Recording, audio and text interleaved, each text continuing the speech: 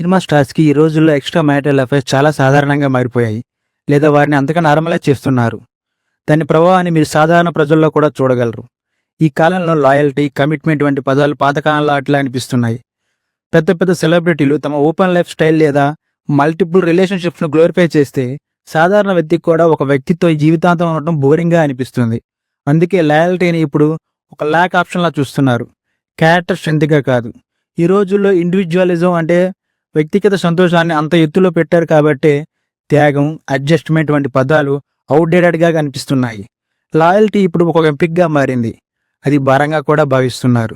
ప్రస్తుతం చాలా web సిరీస్‌లలో extra marital అఫైర్స్‌ను లేదా ఫైండింగ్ వన్ సెల్ఫ్ అని చూపిస్తున్నారు. మోసం చేసే విషయాన్ని హ్యూమన్ నేచర్ అని జస్టిఫై చేస్తున్నారు.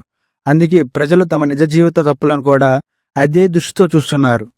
కాబట్టి ఈరోజు వీడియోలో ఇలాంటి ఒక సౌత్ హీరోయిన్ గురించి మాట్లాడుకోబోతున్నాం. ఆ హీరోయిన్ గత 2 దశాబ్దాలుగా తమిళ, తెలుగు సినీ పరిశ్రమల్లో తనకంటూ ప్రత్యేక గుర్తింపు సంపాదించింది. ఆమెను queen of the south India అని కూడా పిలుస్తారు. కానీ మరోసారి ఆమె పేరు విజయ్‌తో కలిసి వస్తుంది. విజయ్ విడాకులకు త్రిషానే కారణమని చెప్తారు. ఇది మొదటిసారి కాదు. త్రిష పేరు పెద్ద పెద్ద నటులతో కలవటం చాలాసార్లు జరిగింది.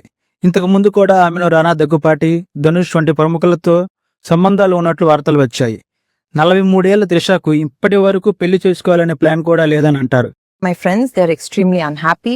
They're in it for the wrong reasons, for children, for families, for adults. I don't want to be in a marriage like that. కానీ విజయ్ విషయంలో ఇది రాజకీయంగా అతన్ని చెడుగా చూపించాలని చేస్తున్న ప్రయత్నమా అనే ప్రశ్న కూడా ఉంది. విజయ్తో సంబంధంపై త్రిష ఏమన్నదో కూడా పెద్ద చర్చగా మారింది. నిజంగా విజయ్ తన భార్య సంగీతను, తన పిల్లలను త్రిష కోసం వదిలేశాడా అనే ప్రశ్న ఉంది. త్రిష, విజయ్ ఇద్దరూ కలిసి చాలా సినిమాల్లో నటించారు. కానీ 2008 తర్వాత వారు అకస్మాత్తుగా దూరమయ్యారు. 14-15 సంవత్సరాల తర్వాత 2023లో లియో సినిమాలో మళ్ళీ కలిసి నటించారు. మళ్ళీ బ్లాక్ బాస్టర్ హిట్ అయింది. కానీ గత కొంతకాలంగా పరిస్థితి మారింది. త్రిష, విజయ్ పుట్టినరోజున హార్ట్ ఎమోజీతో ఫోటో పెట్టింది. ఫ్యాన్స్ మొదట అది సాధారణంగా తీసుకున్నారు. కానీ తర్వాత అది వ్యక్తిగత సంకేతమని భావించారు. కీర్తి సురేష్ పెళ్లిలో కూడా విజయ్, త్రిష ఇద్దరు ప్రైవేట్ జెట్లో వెళ్లారు. వారు దాన్ని దాచే ప్రయత్నం కూడా చేయలేదు. విజయ్ ఏమీ మాట్లాడలేదు. కానీ త్రిష ఇచ్చిన సూచనలు వార్తలకు ఊపిరిపోశాయి. విజయ్ మరియు ఆయన భార్య సంగీత గారికి 1999లో వివాహం జరిగింది. చాలా సంవత్సరాలు వారి జీవితం బాగానే సాగింది. సంగీత ఎప్పుడూ లైమ్లైట్లోకి రాలేదు. కానీ త్రిష మళ్లీ జీవితంలోకి రావడంతో సమస్యలు మొదలయ్యాయి. సంగీత శ్రీలంకకు చెందింది. ఆమె విజయ్కి పెద్ద ఫ్యాన్. ఆయన కలవటానికి లండన్ నుంచి చెన్నైకి వచ్చింది. ఆ తర్వాత వారి ప్రేమ పెళ్లికి దారితీసింది. తర్వాత వచ్చిన వార్తల ప్రకారం విజయ్, త్రిష కలిసి నార్వేకు వెకేషన్కు వెళ్లారు.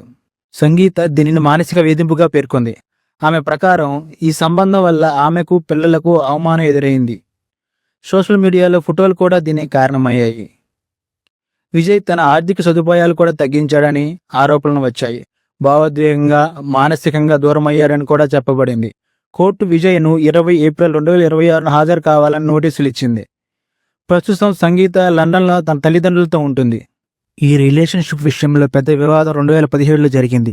సింగర్ సుచిత్ర యొక్క ట్విట్టర్ అకౌంట్ నుంచి కొన్ని ఫోటోలు మరియు వీడియోలు లీక్ అయ్యాయి. తర్వాత అది హ్యాక్ అయిందని చెప్పబడింది.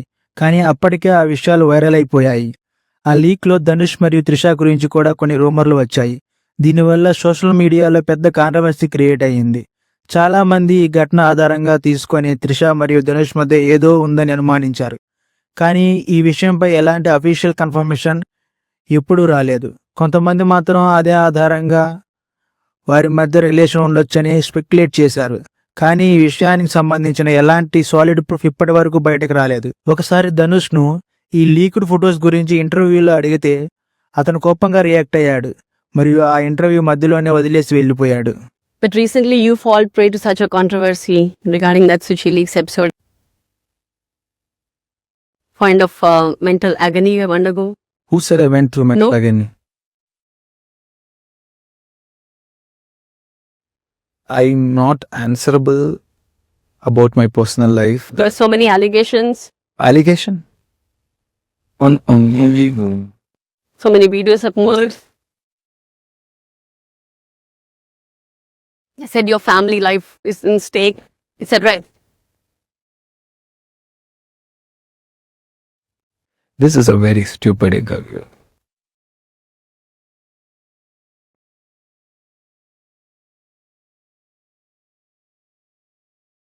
త్రిష మరియు రానా దాదాపు 10 సంవత్సరాలకు పైగా ఒకరినొకరు తెలుసుకున్నారు. వారి సంబంధం చాలా కాలం పాటు ఆన్ అండ్ ఆఫ్గా కొనసాగింది. అంటే కొన్నిసార్లు కలిసి ఉండటం, కొన్నిసార్లు వెళ్ళిపోవడం జరిగింది.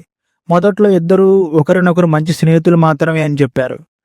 కానీ చాలా సంవత్సరాల తర్వాత Rana Daggubati Koffee with Karan season 6లో స్పష్టంగా చెప్పారు, మేము చాలా కాలం స్నేహితులం, కొంతకాలం డేటింగ్ కూడా చేసాం అని అంగీకరించాడు. Whether I'm talking to him, whether I'm not, whether we have a hate going on, he's very well behaved, very well mannered. I like the way he respects people. Rana has a lot of respect for people. As a ladies' man, that's different. That he is. No doubt about that. He's a ladies' man. But what I like is he's got a lot of good qualities. He respects people. He respects anybody. Singer Suchitra Twitter account నుంచి ఒక private photo leak అయింది. ఆ ఫోటోలో రానా దగ్గుపాటి త్రిష గారిపై kiss చేస్తూ కనిపించారు. ఈ విషయంపై రానా స్పందిస్తూ ఈ వీడియో దీనిని అవసరానికి మించినంతగా పెంచిందని అన్నారు. మరియు నాకు ఈ విషయాలు పెద్దగా మ్యాటర్ కావు అని కూడా చెప్పారు. కొన్ని రిపోర్ట్స్ ప్రకారం రానా కుటుంబ సభ్యులు ఈ సంబంధంతో పూర్తిగా సంతోషంగా లేరు. అలాగే కంపాటబిలిటీ ఇష్యూస్ మరియు ఫ్యూచర్ ప్లాన్స్ విషయంలో కూడా సమస్యలు ఉన్నాయని చెప్పారు. ఈ కారణాల వల్లే వారి రిలేషన్షిప్ కొనసాగలేదని అంటారు. తరువాత త్రిష వ్యాపారవేత్త వరుణ్ బరియన్తో నిశ్చితార్థం చేసుకుంది. 2015 జనవరి 23న ఎంగేజ్మెంట్ జరిగింది. కానీ 3-4 నెలల్లోనే అది విరిగిపోయింది. కారణం పెళ్లి తర్వాత సినిమాలు మానేయాలని వరుణ్ కుటుంబం కోరింది. కానీ త్రిష తన కెరీర్ను వదిలేయడానికి సిద్ధంగా లేదు. అలానే ధనుష్తో ఆమె స్నేహం కూడా వారికి నచ్చలేదని చెప్తారు. మొత్తానికి ఇది త్రిష కృష్ణన్ ఎఫ్ఐఆర్ కథ. ఈ వీడియో మీకు నచ్చినట్లయితే లైక్ చేయండి, షేర్ చేయండి, సబ్స్క్రైబ్